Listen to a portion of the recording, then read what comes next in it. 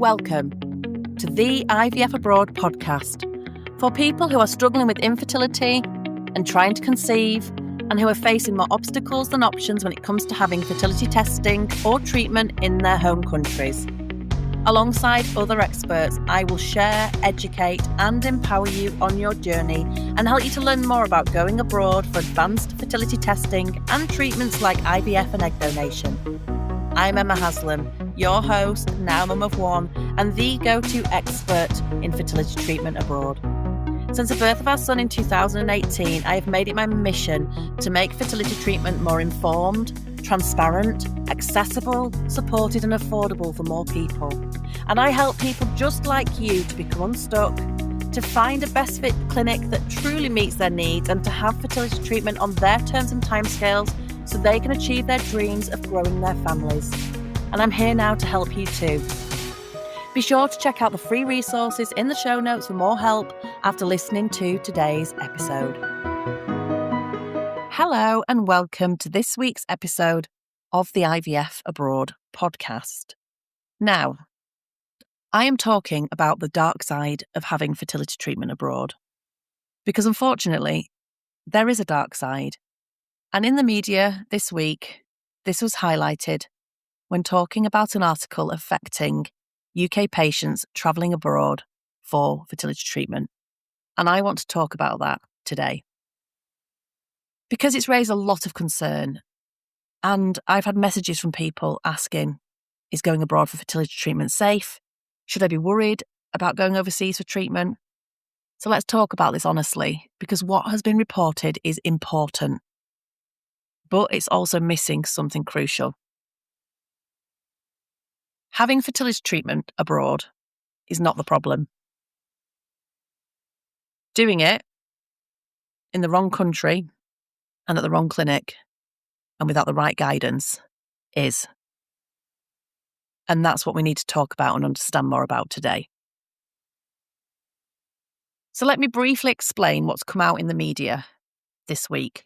There was a recent investigation by the BBC that has highlighted serious concerns around UK patients travelling to have IVF abroad, particularly in one destination. Without naming clinics, the investigation says it uncovered cases where families have sadly later discovered through DNA testing that the donor used was not the one that they had selected. And the article highlights that this, from their awareness, has affected up to 7 families.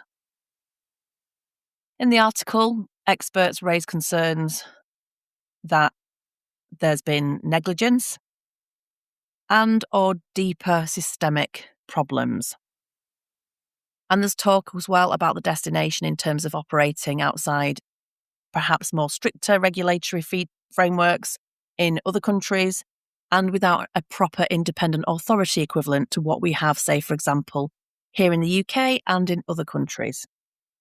And understandably, the impact on those families has been absolutely devastating. People have spent thousands of pounds.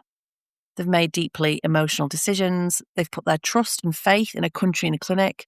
And then they've had to come to terms with the shock of discovering that something has gone wrong and the impact that this could have on their future and their children. The report also highlights why people might choose to go abroad in the first place. Well, some of the reasons. So things that we already know, like for lots of people, lower costs, greater donor availability, faster access to treatment, and access to options not available in perhaps home countries like here in the UK. And experts in the article from the UK fertility space have reiterated something that I talk about all the time. And I think these things are important to highlight again. Rules, regulations, and quality standards vary significantly between countries and clinics. And doing proper, informed research is absolutely essential. So I want to talk through some important context with you here. not all countries are the same. Of course they're not. And this is the part that often gets missed in headlines like this. But not all countries and clinics operate under the same systems and with the same standards and the same laws. Across Europe and beyond, some countries have very strict national laws, licensing, inspection systems around things like fertility treatment, similar to here, for example, in the UK. But there are others that have very loose frameworks, less consistent oversight, and less control over things like delivery of services within fertility clinics. Some operate within much wider safety directives, and some just sit outside of these structures altogether. Just like here in the UK, we do have a single regulator.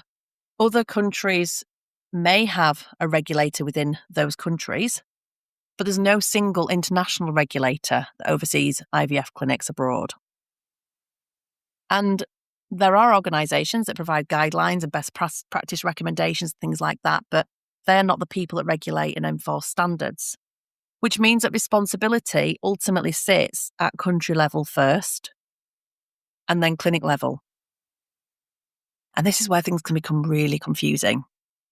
Because from the outside, looking on in, from the shiny websites, from the research you might be doing, everything can look regulated, it can look safe, look similar. But in reality, the level of regulation, or lack thereof sometimes, transparency, accountability, laws, all of these nuances can vary so much more than people realise. And it's these nuances that are super important from a country level, but also from a clinical level as well. So what is this story really showing us? Well, without going into specifics or naming clinics, I'm only reporting back on what I've read in an article. But this article, the story in this article used, highlights that clinics abroad do not operate the same standards. Countries abroad do things differently, and some are more regulated than others, and there are nuances within that and what that looks like.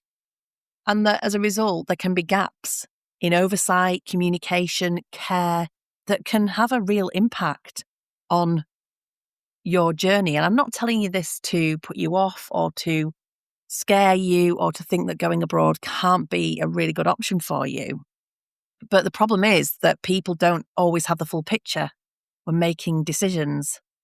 And honestly, this doesn't surprise me because this is the world I work in and I see the impact of this. But, it shouldn't happen. But unfortunately, because there's lots of different countries involved, as soon as you start to look at going abroad, not everywhere is safe, ethical, well-regulated. And also, people's expectations of a country and things will differ as well. So it's really important to understand those things. First and foremost, you need to be safe and things need to be done properly. But you need to understand what that means to you as well and what that looks like in that country. And then also what that looks like in a clinical level as well. Because yes, country first, but then also how is that then taken on board at a clinical level? Because we do know here in the UK that we've got certain standards of safety and ethics. And there's some great countries abroad that also have very similar standards, if not higher in some places. But there are places that simply do not as well. Now, what I don't want you to do is to misunderstand this message and take away from this article, from these headlines, from this podcast, that going abroad for things like IVF is unsafe, because that is just not true. Across Europe and beyond, you can have fertility testing treatment that can be very highly regulated, with laws in place to protect you, high standards that are similar to and even better in some cases, to the regulations we have here in the UK. Medical treatment that is advanced, that is quicker, that is more cost effective, and that delivers excellent care as well. But even having regulation doesn't mean that everything is equal. So, to my point that I mentioned earlier, it's what that regulation looks like when there is regulation in place. And also, it highlights that not every clinic is right for you, even in a regulated country, because there are just so many nuances of things that you need to understand before you make a decision on where to have your treatment. Country first, always, as I always talk about, because you need to make sure that it's somewhere you're going to be satisfied having your treatment and where you're going to be safe. But then also you need to understand the differences about how clinics operate as well. And yes, that's important, but you also need to make sure that you're matched to a clinic based on your medical needs, your personality, your budget as well. So there's a lot to think about. And when this is not thought about, this is where things can start to go wrong, when these things aren't in place. And what people don't realise is that when they start researching fertility treatment abroad, it can feel like every clinic looks great, success rates look impressive, everything sounds so reassuring. I know you'll come across things like free clinic matching platforms, other reproductive agencies. So I run an agency called Your IVF Abroad. And very purposefully, I don't take commission from fertility clinics in exchange for referrals. And I won't send people to certain countries or recommend certain countries and clinics because they are not well regulated. They might be the best clinic in the world, but if they're in a country that's not well regulated, I won't be recommending them. I would be a very rich lady if I operated in a different way, but ultimately it's not about that, is it? That's not what's important to me. But there are other companies out there that don't care about this kind of thing. So you've just got to watch yourself. You'll see things like lists and rankings. And a lot of these free things are funded by clinics. So they're biased anyway. They may proclaim that they're going to match you, but it's very surface level and it's biased because it's funded by clinics. And often I see countries on there that are not countries that I would recommend that people go to have their fertility treatment because there is such a lack of regulation. But even just getting past that, you also need to understand how the laws and things work in a particular country, even if it is safe and well regulated, so you understand what you're doing. Because this is real life big stuff and it's too important to get wrong. And I know that you want to do things in the right way, and what's happened to these people potentially if this has happened is horrendous and it's absolutely not their fault. They've put their trust in medical professionals and clinics, which is what they should be able to do. But unfortunately, when you step outside of a very well-regulated country like here in the UK, you do need to know what you're doing because there are some great countries, there are some great clinics that will match your medical needs, personalities and budgets, but that also will keep you safe and will do things properly and ethically as well. And it's important that if people are making recommendations to you for clinics, that you understand if they're being paid for making those recommendations. It isn't always clear. It should be very clear on people's websites. It's not. It should be. But it's about asking the right questions so you're understanding where the recommendations are coming from, how they're recommending you. Because when there's incentives behind recommendations, then if those incentives are being incentivized by clinics who are paying people to increase their referrals, then I would question their suitability. And, the simple fact is that some people prioritise volume and they're not bothered about truly matching your needs and about the outcome. They're just bothered about the money. And it's sad, but it's true. And that's where risk can creep in. So in terms of where things go wrong, it isn't an issue going abroad. That's not the issue. It's choosing a country that isn't safe, well regulated, right for you. Choosing a clinic that isn't right for you, doesn't operate safely. It's not knowing the questions to ask, not being able to spot red flags.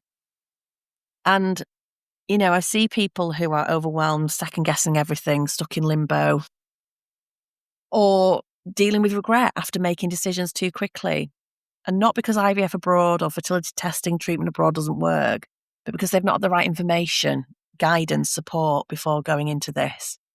And it matters. And it's exactly why I created Your IVF Abroad, because I've been through this myself. And I had no idea what I was doing. I was completely winging it, which is not an approach I recommend for anybody. And it's why when I set up 7 years ago nearly now, I said I will never take commission from a fertility clinic in exchange for referrals. And I will never send people to places and clinics that I cannot vet, and I do not think have at least the same standard as we have here in the UK. And over the past 7 years, I've supported over 200 people through fertility treatment abroad. And one thing is really clear to me: you just don't know what you don't know. And unfortunately, when it comes to this kind of thing, it's really important that you know the things that you need to know. It's going to save you time. It's going to save you money, emotional energy, and ultimately keep you safe and without looking back with regrets. And I'm not here to scare you about going abroad. I'm really, really not. But it needs to be done properly. There is no one size fits all. And you don't want to be working with people who actually work for the clinics, not you. I think that's super important, and you want someone who cares about who you go to, which clinic, how different countries operate, and what options are actually right for you, rather than how to make the most money, because you want to be able to move forward feeling confident and not uncertain. I don't want you to get this wrong, and I want to make sure that you are making the right decisions for you. And I believe that the next step is to get that support. If you're at the stage of thinking about going abroad for fertility treatment, then this is not something that you can easily, accurately piece together from Google, AI, forums, free clinic matching tools, services that take money from fertility clinics in exchange for referrals.